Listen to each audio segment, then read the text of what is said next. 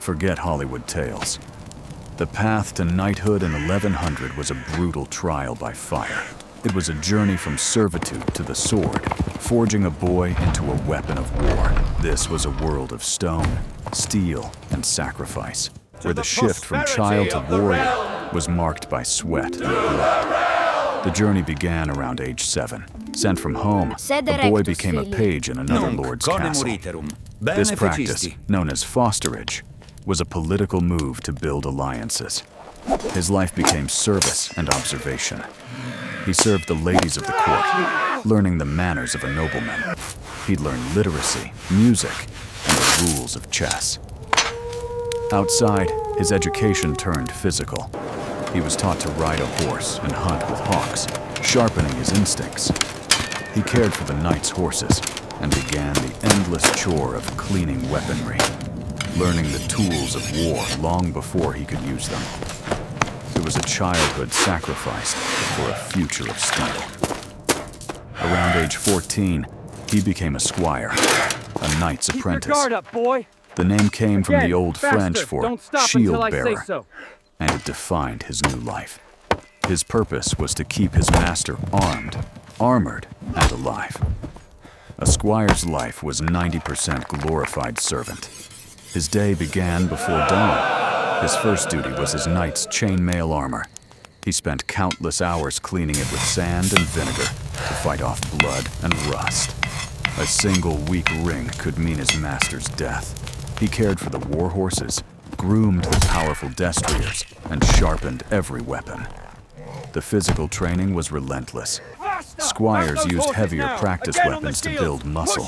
The most important tool was the quinton, a rotating post with a shield. A squire would charge it on horseback. A slow strike meant the quinton would knock him from his horse, a painful lesson in speed and accuracy. A squire's true test was the battlefield. They were not frontline combatants, but support staff in the heart of the chaos. The moment a squire drew his sword, he became a fair target. A knight's lance was designed for one impact, but it broke constantly. It was the squire's job to rush forward with a replacement, dodging arrows and weaving through the carnage. He also managed the spare war horses, because an unhorsed knight was a vulnerable and often dead knight. If his knight was wounded, the squire had to pull him from the fight, a dangerous task. And if the worst happened, he was responsible for ensuring his knight received a proper burial.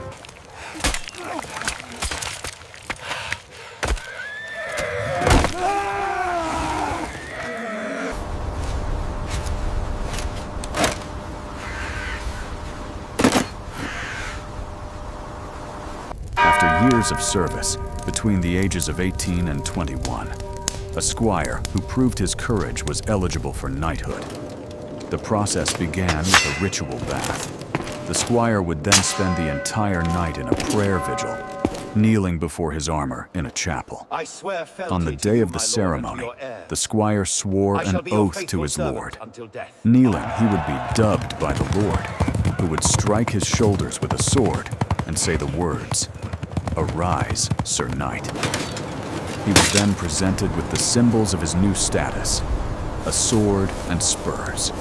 He was no longer a servant, but a master. If you want to uncover more stories from the heart of the Middle Ages, don't forget to subscribe and join us for our next journey into the past. Thanks for watching.